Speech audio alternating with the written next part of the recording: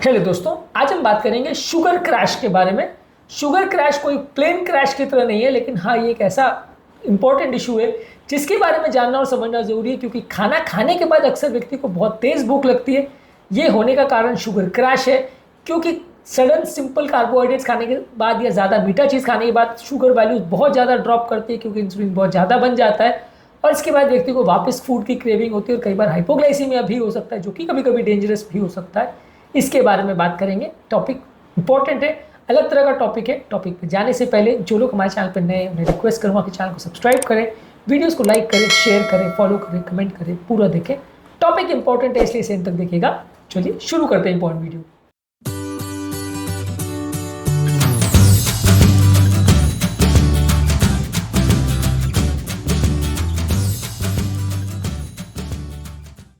जैसा कि मैंने बोला, खाना खाने के बाद अगर शुगर वैल्यू सडनली कम हो जाती है तो उसको शुगर क्रैश बोलते हैं।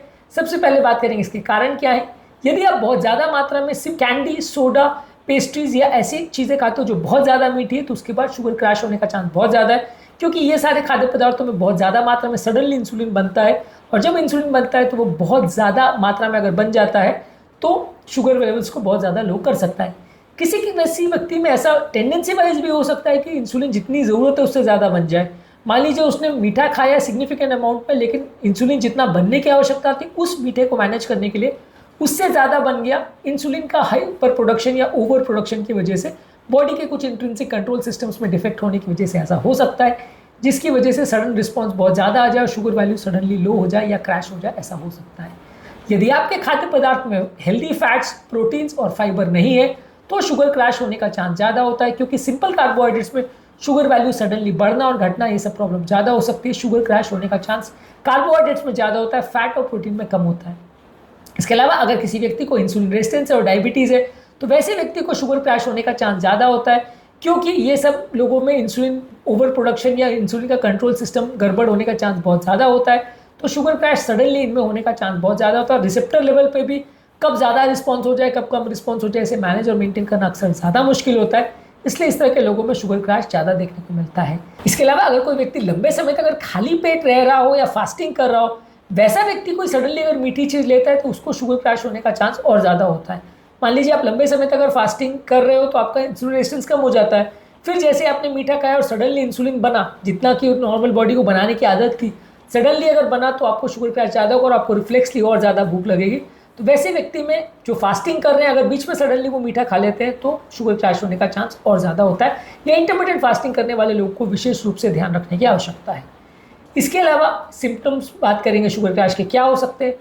जब आपका शुगर क्रैश होता है तो आपको सडनली बहुत ज़्यादा कमजोरी, बहुत ज़्यादा सुस्ती, बहुत ज़्यादा चिड़चिड़ापन, चक्कर आना या बेहोश हो जाना ऐसा हो सकता है। लाइट हेडेडनेस जिसे बोलते हैं ऐसा हो सकता है, सर पे हल्कापन जैसा लगना, पसीना बहुत ज़्यादा आना, भूख बहुत ज़्यादा लगना, फूड की क्रेविंग बहुत ज़्यादा होना, सडन सर दर्द बहुत ज़्यादा हो जाना, हाथ पाँव कांपना या कंपन का एहसास होना और कोई भी काम में मन न लगना, कोई भी चीज़ों में कॉन्सेंट्रेट न कर पाना या ब्रेन फॉग हो जाना, ये सारी चीज़ें शुगर क्रैश के लक्षण हो सकते हैं। ब्रेन फॉग क्या होता है हमने अलग वीडियो में डिस्कस किया है। शुगर क्रैश के ये लक्षण हो सकते हैं। अब इसे प्रिवेंट कैसे करेंगे? प्रिवेंट करने के लिए आपको सिंपल कार्बोहाइड्रेट या सडनली शुगर वैल्यूज को बहुत ज़्यादा फ्लक्चुएट करने वाली चीज़ें नहीं खानी है। होल ग्रेन्स, फ्रूट्स, वेजिटेबल्स जो धीरे धीरे करके शुगर रिलीज करते हैं उनको ज़्यादा खाना है। और यदि आप शुगर खा भी रहे तो उसके साथ प्रोटीन्स और हेल्दी फैट्स को या फाइबर्स को ज़्यादा मिलाएं, तो वो धीरे धीरे करके शुगर का रिलीज करेगी, तो इससे आपको शुगर क्रैश नहीं होगा। मान लीजिए आप बहुत मीठा अगर कुछ खा रहे हो तो उसके साथ आपने बहुत ज़्यादा अगर दाल या बहुत ज़्यादा सब्जी या बहुत ज़्यादा कोई सैलड्स खा लिए, तो जो पूरे खाने का ओवरऑल शुगर वैल्यूज़ है वो धीरे धीरे करके रिलीज़ होगा। इससे आपका शुगर वैल्यूज़ उतना ज़्यादा फ्लक्चुएट नहीं होगा जितना हो सकता है। इससे आपको रिफ्लेक्स फूड क्रेविंग नहीं होगी और शुगर क्रैश नहीं होगा। इसके अलावा यदि आप मीठा कुछ खा रहे हैं तो कम मात्रा में खाइए, बहुत ज़्यादा मात्रा में नहीं खाएं। जितना ज़्यादा मात्रा में आप मीठा खाओगे उतना शुगर क्रैश होने का चांस ज़्यादा होगा, क्योंकि जितना ज़्यादा सडन शुगर रिलीज होगा ब्लड में उतना इंसुलिन बनेगा, उतना रिफ्लेक्स हाइपोग्लाइसीमिया होगा। तो शुगर क्रैश का एक इंपॉर्टेंट कारण सडन, अगर आप ज़्यादा मात्रा में खाना खाते हो, ज़्यादा मीठी चीज़ें खाते हो तो ज़्यादा होगा। इसके अलावा अगर आपको स्टेबल शुगर लेवल्स मेंटेन करना है तो रेगुलरली खाना खाइए, क्योंकि अगर आप लंबे समय तक फास्टिंग करते हो तो उसके बाद आपको शुगर क्रैश होने का थोड़ा चांस ज़्यादा होता है।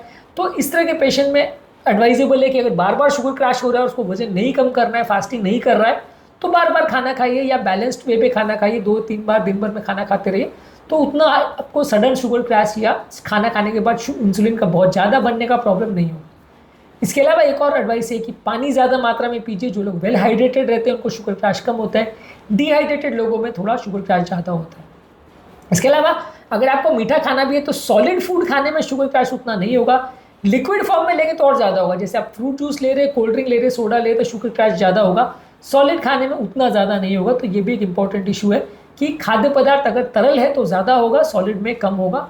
बैलेंस्ड मील लीजिए जिसमें carbohydrates, fats, proteins, minerals, vitamin ये सारी चीज़ें ज़्यादा हो, तो ये आपका stable blood sugar level maintain करेंगी। अगर कोई भी चीज़ को बहुत ज़्यादा मात्रा में खाते हो, खासकर अगर सिंपल कार्बोहाइड्रेट्स या शुगर्स को, तो शुगर क्रैश ज़्यादा होगा। इसके अलावा कोई पर्टिकुलर फूड प्रोडक्ट से आपको अगर बार बार क्रैश हो रहा है तो उसके बारे में भी ध्यान रखने की जरूरत है। किसी किसी पर्टिकुलर व्यक्ति में किसी पर्टिकुलर खाद्य पदार्थ से ज़्यादा शुगर क्रैश देखने को मिलता है। यदि आपको ऐसा कुछ स्पेसिफिक अगर इशू है जिसकी वजह से आपको शुगर क्रैश हो रहा है तो उस पर्टिकुलर खाद्य पदार्थ को आपको अवॉइड करना है, नहीं तो इससे आपको बार बार शुगर क्रैश होने की समस्या हो सकती है।